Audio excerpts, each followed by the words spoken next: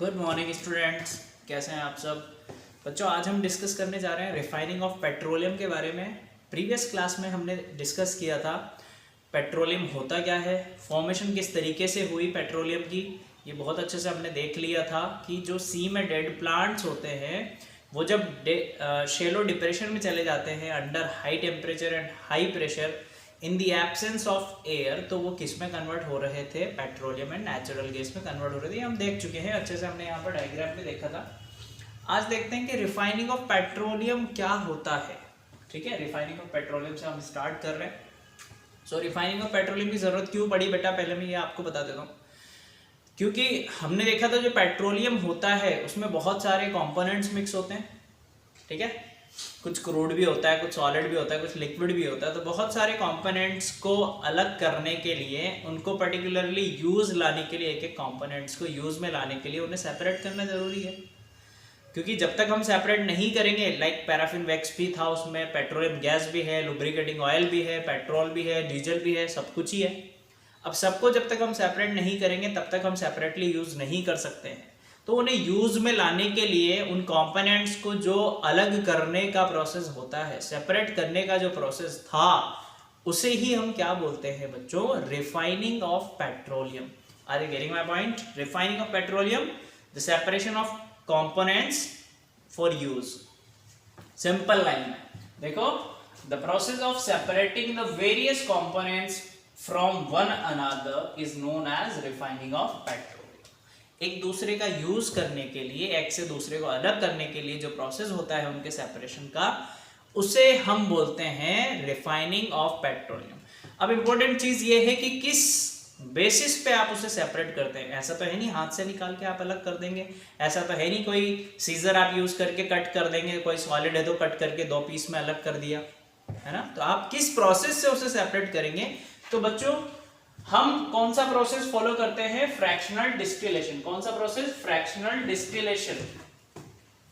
Fractional distillation एक ऐसा process होता है जिसमें कंपोनेंट्स को उनके बॉइलिंग पॉइंट के बिहाफ पे सेपरेट किया जाता है। हीट सप्लाई करी हमने, किसी का बॉइलिंग पॉइंट 100 डिग्री, तो 100 डिग्री तक पहुंचते ही वो निकल जाएगा। किसी का 120 डिग्री, तो 120 डिग्री जैसे ही टेम्परेचर आएगा तो वो वेपराइज हो जाएगा और उसे अलग कर लिया जाएगा। किसी का टेम्परेचर यानी किसी का बॉइलिंग पॉइंट 200 डिग्री सेल्सियस, तो जब टेम्परेचर 200 करेंगे तो वो भी क्या हो जाएगा, वेपराइज हो जाएगा और सेपरेट कर लिया जाएगा। किसी का टेम्परेचर 300 डिग्री सेल्सियस, तो जब 300 डिग्री सेल्सियस दिया जाएगा टेम्परेचर, तो जिसका बॉइलिंग पॉइंट 300 डिग्री सेल्सियस है वो वेपराइज हो जाएगा। सो डिफरेंट बॉइलिंग पॉइंट्स पे कंपोनेंट्स को सेपरेट करने का जो प्रोसेस होता है उसे बोलते हैं फ्रैक्शनल डिस्टिलेशन। बात समझ में आ रही? लिखा हुआ है यहाँ पर देखो, which is based on the fact that the different components of the petroleum have distinctly different boiling point। क्योंकि सारे जो कंपोनेंट्स थे सबका बॉइलिंग पॉइंट डिफरेंट ही होगा। अगर किसी का बॉइलिंग पॉइंट सेम है तो वो कंपोनेंट्स अलग नहीं है, एक जैसा ही कंपोनेंट, सबका अलग अलग बॉइलिंग पॉइंट होता है।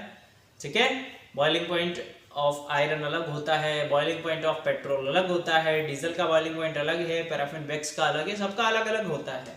समझ में आई बात? तो फ्रैक्शनल डिस्टिलेशन अप्लाई करके हमने क्या किया था, पेट्रोलियम की रिफाइनिंग की थी, यानी वहां से कंपोनेंट्स को अलग अलग किया था। अब सबसे पहले ये कहां पर हुआ था प्रोसेस बेटा? तो फर्स्ट टाइम हुआ था पेंसिल्वानिया में, in USA. Pennsylvania in USA in 1859। In 1859 सबसे पहले रिफाइनिंग का प्रोसेस हुआ था। हमारे इंडिया में कब हुआ था बेटा? 1867 में डिगबोई असम में। डिगबोई असम में सबसे पहले रिफाइनिंग ऑफ पेट्रोलियम का प्रोसेस हुआ था 1867 में। उससे पहले दुनिया का सबसे पहले जो रिफाइनिंग प्रोसेस हुई थी वो 1859 में पेंसिल्वानिया यूएसए में हुई थी। ये इंपॉर्टेंट चीज है। ठीक है, अब किस तरीके से होता है देखो जरा, इधर यहाँ पर बनाया गया है। ये डिफरेंट बॉइलिंग पॉइंट्स है कि अगर आप 150 तक दे रहे हो तो पेट्रोल सेपरेट हो जाएगा, गैसोलीन अलग हो रहा है। जैसे ही आपने टेम्परेचर बढ़ाया 200 डिग्री तो केरोसिन भी निकल गया, 300 डिग्री पे आप आए तो डीजल भी निकल गया, 370 पे फ्यूल ऑयल भी निकल गया, और 400 के अबव जब आप टेम्परेचर दे रहे हो तो asphalt, lubricating oil, paraffin wax, ये भी सब सेपरेट हो रहे हैं। तो इस तरीके से सेपरेट किया, और यहाँ से जो क्रूड ऑयल था वो क्रूड ऑयल भी निकल गया फर्नेस से। तो बात समझ में आई किस तरीके से प्रोसेस होता है। डायग्रामेटिक तरीके से भी आपको बता दिया रिफाइनिंग का प्रोसेस क्या है। ठीक है, अब देख लेते हैं कंपोनेंट्स जो निकले हैं इनका डिफरेंट डिफरेंट यूज क्या होता है। इसे नोट डाउन कीजिए आप, देन यूज देखते हैं।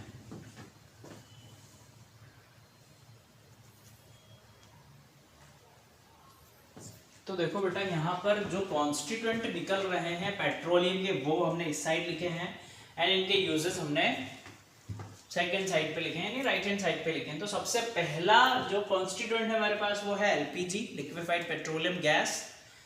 सो लिक्विफाइड पेट्रोलियम गैस का यूज क्या होता है बेटा? As fuel for home and industry. Cylinders में जो गैस भरी होती है वो एलपीजी ही होती है, हमने पहले वाले चैप्टर में भी बहुत अच्छे से पढ़ा है। ठीक है, क्या है, होम एंड इंडस्ट्री में जो गैस होती है यूज की जाती है सिलेंडर्स वगैरह में, वो भी एलपीजी ही होती है। सेकंड यूज है पेट्रोल। पेट्रोल आप सब यूज करते हैं अपने व्हीकल्स में, ऑटोमोबाइल्स व्हीकल्स हो गए आपके, है ना, एंड कई बार एज अ सॉल्वेंट यूज किया जाता है ड्राई क्लीनिंग के लिए। ड्राई क्लीनिंग करवाते हो कपड़ों की, तो वहां पर एज अ सॉल्वेंट भी पेट्रोल यूज किया जाता है। नेक्स्ट है कैरोसिन। तो कैरोसिन का यूज कहाँ किया जाता है? अर्लियर टाइम्स पे कुकिंग फूड के लिए किया जाता था, इन स्टोव्स अभी भी किया जाता है कई कई एरियाज में। लैंप्स वगैरह में kerosene as a fuel use किया जाता था, जिससे लैंप्स बर्न होते थे, ठीक है, जलाए जाते थे हीट एंड लाइट प्रोड्यूस करने के लिए। समझ में आ रही बात?